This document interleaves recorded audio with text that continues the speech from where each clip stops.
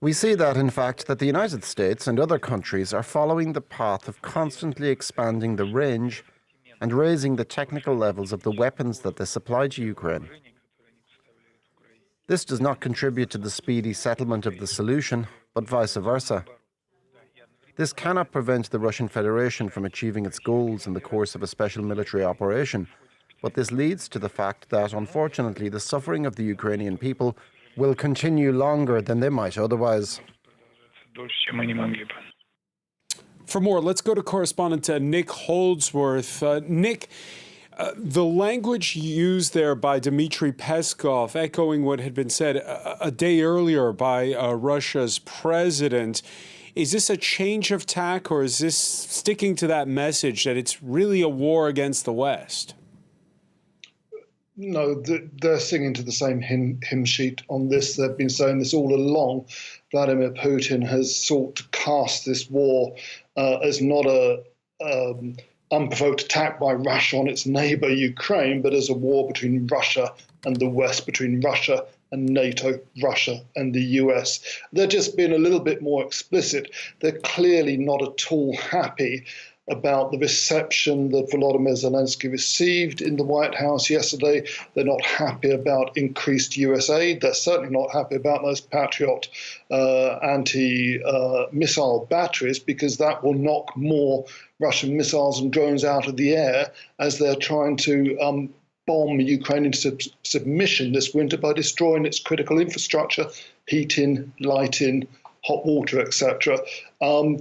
This is all part of the same thing. And we come back to familiar Russian complaints. The Kremlin spokesman there, Dmitri Peskov, was saying that the West is failing to address Russian concerns. Not even a few words could be perceived as potential readiness to listen to Russia's concerns, says Peskov. Well, it's about 10 months too late to listen to Russia's concerns. The time to do that was before they started a war against their neighbour. And they also complained that the Ukrainians are bombing civilian residential buildings in the Donbass, which is a little bit rich coming after Russia's war machine has destroyed Mariupol, Kharkiv.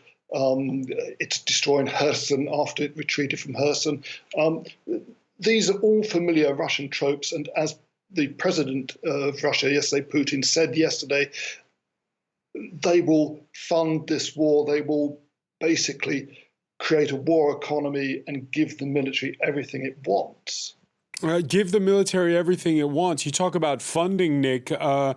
The Russian ruble falling once again this Thursday, and it's on track for now its biggest to fall to its lowest level since the month of April. Is the Kremlin feeling the pinch? I think that the sanctions are beginning to work. There have been some economic forecasts saying that Russia is going to enter recession and is likely to be in recession for 2 years, next year and the following year. The ruble initially fell very sharply when the war started. Then it rallied. This was partially to do with central bank support and also with the fact that exporters couldn't freely buy and sell their currency. So it's been artificially inflated all year. And these drops, these recent drops, are signs that those sanctions are beginning to bite. Russians will soon be finding it much harder to get hold of the essentials. Their industry is already suffering from critical shortages of things like semiconductors and spare parts. There have been a series of fires in giant shopping malls recently, which some observers put down to the lack of fire safety equipment. They can't source replacements for Western fire control systems. So, yeah, absolutely, Russia is beginning to suffer, and their response to Zelensky's visit is part of that suffering, showing that the pain is beginning to bite. Nick Holdsworth, many thanks for that update. Nick